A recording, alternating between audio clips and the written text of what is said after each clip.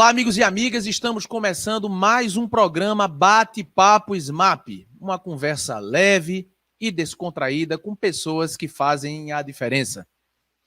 No programa de hoje, nós estamos recebendo o professor Bruno Galvão, professor das disciplinas de Direito Penal e de Direito Processual Penal, e também na nossa casa, do Tribunal de Justiça de Pernambuco, porque o doutor Bruno é assessor do desembargador Cláudio Jean. Bruno, seja bem-vindo ao nosso programa. Muito obrigado, Luiz. É um prazer estar com vocês e com o pessoal da Escola Judicial SMAP com mais um projeto que certamente será um sucesso. Bruno é um amigo de longas datas e eu sou fã do trabalho dele, é um professor estrela de primeira grandeza. Bruno, vamos conversar um pouquinho sobre dosimetria da pena. Eu queria saber qual é a percepção que você tem trabalhando no segundo grau, na condição de assessor do desembargador, porque você minuta os votos do desembargador Cláudio Jean. Qual a percepção que você tem no julgamento das apelações, das revisões criminais, se a gente tem muita anulação de sentença, se a gente tem reforma de sentença, e se tem mais reforma do que anulação, o que é que está acontecendo? O que é que o trabalho dos assessores dos juízes lá do primeiro grau pode melhorar e dos colegas magistrados pode melhorar também? Qual é a sua percepção disso? Olha, Luiz, muito obrigado mais uma vez pelo convite, né? E esse tema para mim, eu acho que é o mais importante para a gente debater dentro do nosso quadro do Tribunal de Justiça. Eu sempre costumo dizer que em tempos em que se fala em direito digital, de inteligência artificial, no momento em que pensa que o ser humano será substituído pela máquina, eu acho que a dosimetria da pena continua sendo um aspecto do direito penal em que é impossível se colocar isso à tarefa de uma máquina. A análise dos vetores, a forma como se analisa as circunstâncias fáticas para se chegar em uma dosagem de pena, é um ato humano, é um ato de reflexão, é um ato fático jurídico que requer, além de sensibilidade, toda uma avaliação psicológica sobre ele.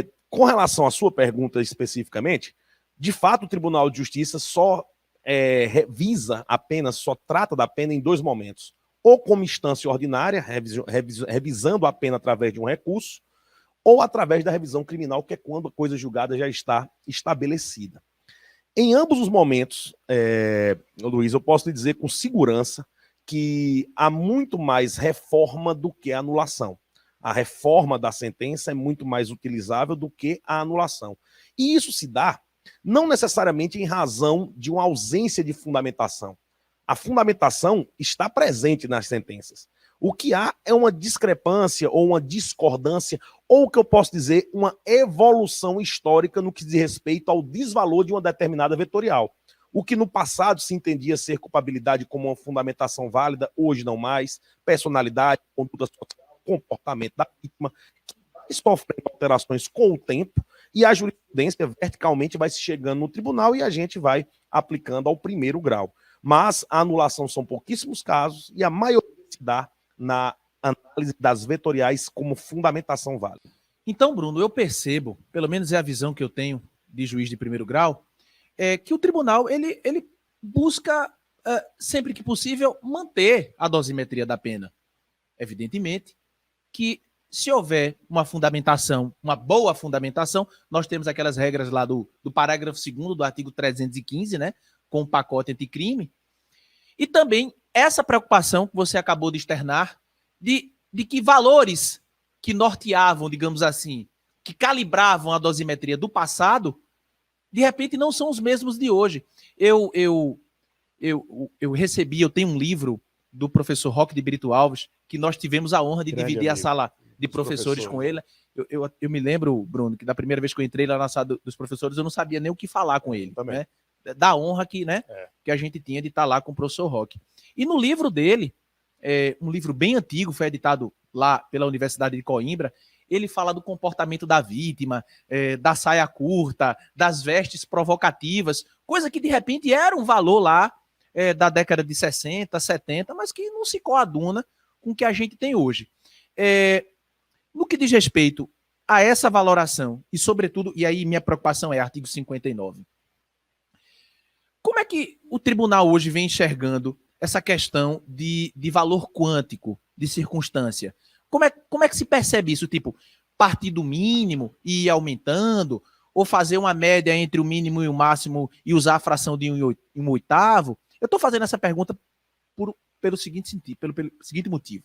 O CNJ tem um grupo de trabalho hoje que composto por juízes e desembargadores que tem se preocupado em traçar parâmetros equilibrados, parâmetros mínimos, para que não, um juiz da primeira vara de uma comarca não tenha...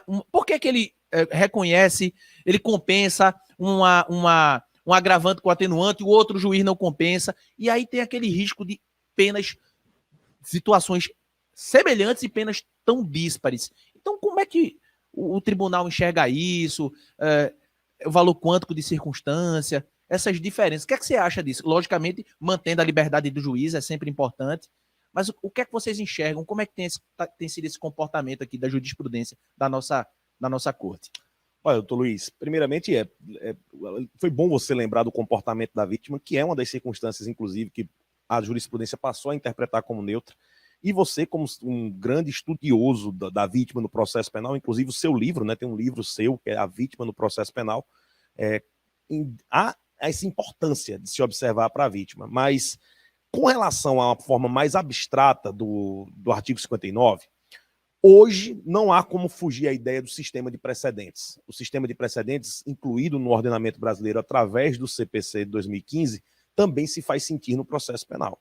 Então, é muito importante que o Tribunal de Justiça, todos os tribunais estaduais, estejam atentos ao que são chamados de precedentes vinculantes, que não necessariamente é uma súmula, pode ser um precedente da terceira seção do STJ, que vai se fazer sentir de forma obrigatória também no Tribunal de Justiça no segundo grau. Nessa análise da valoração, da calibragem dos vetores, o que a gente pode entender é que ainda há no STJ precedentes muitos antigos e também muitos atuais que reforçam a ideia de que há uma discricionariedade do julgador ao aplicar a dosagem da pena, a análise do artigo 59. Inclusive dizendo que uma única vetorial pode levar até o máximo, para você ver que são precedentes repetidos diversas vezes no STJ. O que vai de encontro à fração ideal atualmente sugerida pelo STJ, que está na base de 1/6. Essa fração ideal de 1/6 seria 1/6 para cada vetorial que ele atribui como válida, levando em consideração que o comportamento da vítima é neutro e de uma camada do STJ que entende que a personalidade não é atributo do juiz, a personalidade do agente não é atributo do juiz para ser valorada. Então, das 8 vetores, passam a ser 6 e viram 1/6 a ser atribuído na causa. Esse 1/6 ele vai ser calculado entre o mínimo e o máximo previsto no preceito secundário, a partir do mínimo em direção ao máximo. Essa seria a orientação. O interessante é que eu já fiz uma análise pessoal na realidade do gabinete ao qual eu trabalho. As sentenças dadas pelos juízes de primeiro grau em Pernambuco tendem a ser menores do que esse 1/6. A pena aplicada por eles quando eles fazem a valoração da dosimetria, digamos que eles reconhecem 3 vetores como desfavoráveis. Quando ele chega na pena base, a pena base, se fosse aplicado o quantitativo de 1/6, seria maior do que o cálculo sugerido pelo STJ. Inclusive, isso aqui no Tribunal de Justiça tem gerado algumas discussões, o desembargador Claudian, inclusive, com uma minuta que eu preparei com relação à atenuante de confissão, que o STJ tem um entendimento atual de que a atenuante também tem que ser na fração de 1/6, e salvo haja uma fundamentação, não pode ser nem menos nem mais do que isso, deve permanecer em 1/6. E em um desses votos que eu minutei para o desembargador, eu fiz suscitei uma questão jurídica para ver se realmente a Câmara iria acolher, que seria o fato de que, e se o juiz, na hora da dosimetria da pena, na pena base, na primeira fase, e se ele não aplicar 1/6? Se ele não vai na vertente da fração de 1/6? A fração de atenuação pela confissão tem que ser de 1/6, quando ele não usa a fração de 1/6 para a pena base? E no voto eu dizia que só teria utilidade a utilização da fração de 1/6 se a pena base fosse dosada em 1/6. A Câmara aprovou, mas logo em seguida o STJ reformou essa decisão e mandou aplicar. Eu acredito, até pela sindicabilidade da decisão, que o magistrado ele tem que expor qual é o motivo, qual é a fração que ele adotou.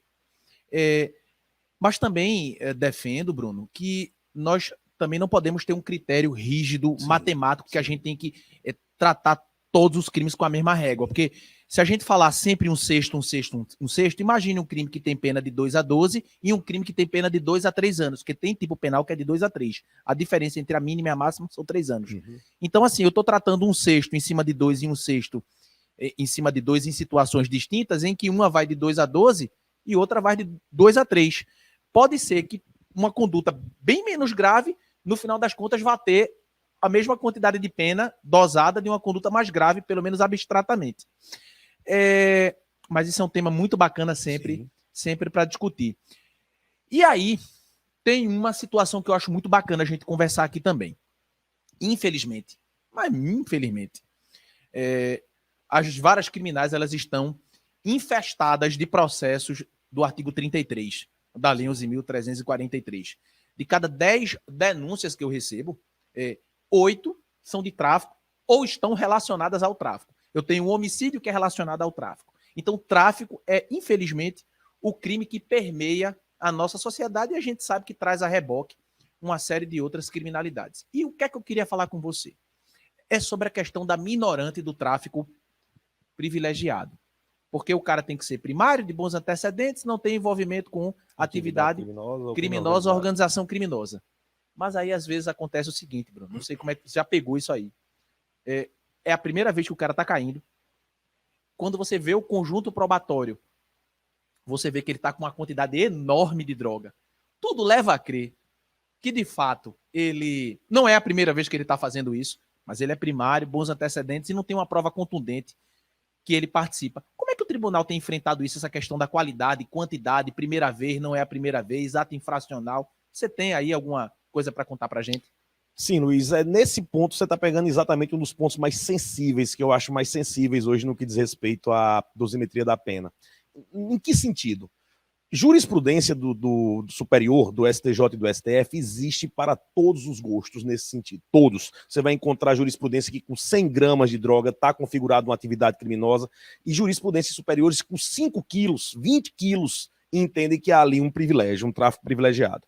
Então você vai ver que, analisando caso a caso, tem precedente para todos os gostos. O Tribunal de Justiça, eu acredito que ele vem mantendo um padrão muito seguro no que diz respeito aos precedentes da terceira seção. O que falam com relação a inquéritos e ações em andamentos, a questão de 444, da súmula 444 do STJ, que ele vai reforçando cada vez mais essa ideia de que não deve ser valorada nem para a questão da minorante, embora haja uma resistência muito forte ainda dentro de alguns setores do tribunal. Mas, no tocante à quantidade, eu acredito que, pelo menos falando especificamente de onde atuo, que a quantidade ela deve ser valorada, sim, a quantidade substancial de droga deve ser valorada dentro de todo um contexto circunstancial que se deu à apreensão daquela droga. Não somente a droga em si, mas como ela estava condicionada, onde estava condicionada, os apetrechos que foram localizados junto com a droga e mais, como se chegou ao local onde estava essa droga, porque é muito importante saber que nada acontece na persecução penal por acaso. Então sempre vai ter alguém que estava vendendo na rua, foi apreendido, indica uma residência, nessa residência a quantidade que estava com a pessoa que estava na rua era pequena, mas na residência a quantidade é substancial. A segurança, como ele aponta essa residência como sendo seu local de contato e o local de retirada de droga, que, a meu ver, isso já demonstra uma contumácia, uma atividade criminosa pelo menos habitual. E isso deve ser sopesado, sim, na hora da minorante. Dosimetria de pena, causa de aumento, diminuição, atenuante, agravante, circunstância judicial, é um universo. Tem muita coisa boa para a gente conversar, né? Então, Bruno, eu já renovo aqui o convite para você voltar para a gente continuar conversando sobre esses temas aí de aplicação de pena, das decisões do tribunal, porque é sempre uma alegria bater esse papo bacana aí com você. Eu passo aí a palavra para as considerações finais, meu amigo Bruno. Doutor Luiz, eu agradeço demais mais uma vez o convite e estou à sua disposição sempre que for preciso. Também dirijo aqui o convite a todos vocês que estão nos assistindo para acompanhar as redes sociais da Escola Judicial, da ESMAP, e também o site do TJPE e acompanhar todas essas novidades que esse estúdio vai transmitir para vocês. Luiz, parabéns pelo projeto, parabéns pela iniciativa. Realmente isso aqui tem muito a oferecer para o estado de Pernambuco e para todo o país. Meu amigo, irmão, muito obrigado. Prazer é todo meu, irmão. Pessoal, forte abraço continuem aí prestigiando o nosso programa e até a nossa próxima edição. Fiquem firmes e fortes. Fraternal abraço.